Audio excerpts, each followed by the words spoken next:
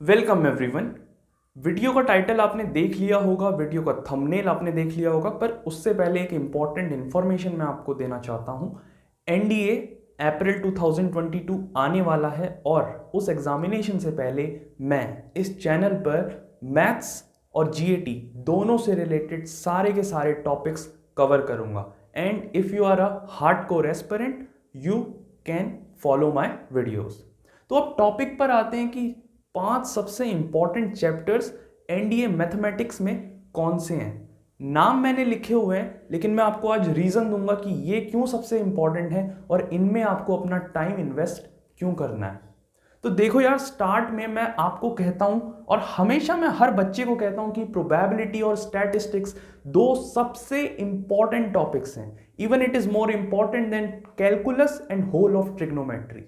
ऐसा इसलिए है क्योंकि ये दोनों टॉपिक्स बहुत इजी हैं और जब यूपीएससी अपना पेपर सेट करता है ना एनडीए का, तो सबसे पीछे की तरफ आपको प्रोबेबिलिटी और स्टैटिस्टिक्स के क्वेश्चंस मिलते हैं, जो अगर आप सही करते हो आपको कॉन्फिडेंस हाई जाता है और आपके मार्क्स अच्छे आते हैं। इसलिए मैं हमेशा कहता हूं कि एनडीए एग्जामिनेशन को, मैथ्स का एग्जामिनेशन हमेशा पीछे से स्टार्ट करना, बिकॉज इन दोनों चैप्टर्स के क्वेश्चंस काफ़ी इजी होते हैं और लॉजिकल क्वेश्चंस होते हैं जो काफ़ी जल्दी हो जाते हैं।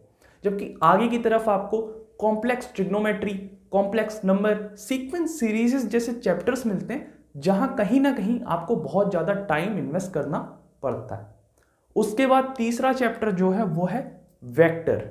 वेक्टर से ही रिलेटेड है कॉनिक और स्ट्रेट लाइंस और 3D भी। ये चैप्टर इसलिए इंपॉर्टेंट है क्योंकि वेक्टर से काफ़ी क्वेश्चंस एनडीए के अंदर आते हैं और साइंस स्टूडेंट के लिए वेक्टर चैप्टर काफ़ी आसान हो जाता है। वेक्टर पढ़ते ही 3D से कनेक्टेड है, 3D के भी आपके बहुत सारे क्वेश्चंस कवर अप हो जाते हैं।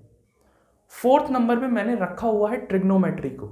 ये बहुत ही वर्सेटाइल टॉपिक है, किसी भी चैप्टर में घुस जाता है।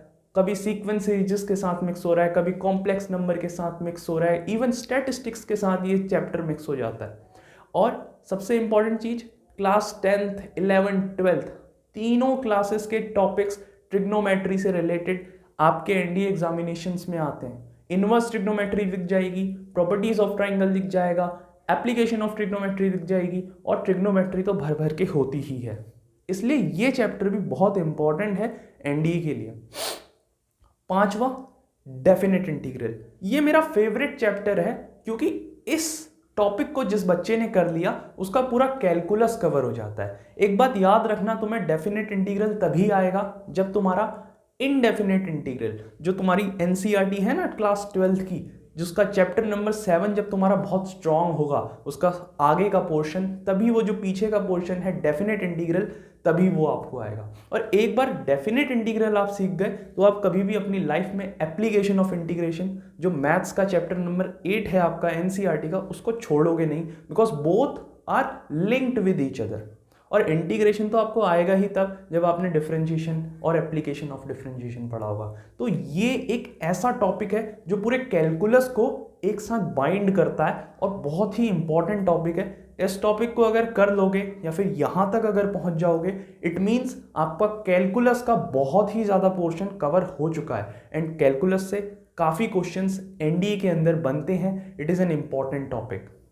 और लास्ट में मेरी एक गोल्डन टिप है सारे के सारे डिफेंस एस्पिरेंट्स के लिए, अगर आप एनडीए की प्रिपरेशन कर रहे हो, if you really wanted to be inside Pune, inside Khadakwasla, तो एक बात याद रखना, मैथ्स का एक भी टॉपिक गलती से भी छोड़ के मत आना। आपको 11th 12th के सारे टॉपिक्स पढ़ने हैं। आप डीप मत पढ़िए, कुछ फर्क नहीं पड़ता, लेकिन you have to go through each and every topic through your NCERT. तो ये 5 टॉपिक्स हैं, 5 चैप्टर्स हैं, जिन्हें आप कह सकते हो which are very important from NDA prospective. अब मैं आप लोगों से यही बोलूंगा, I am going to teach on this channel related to NDA in few days.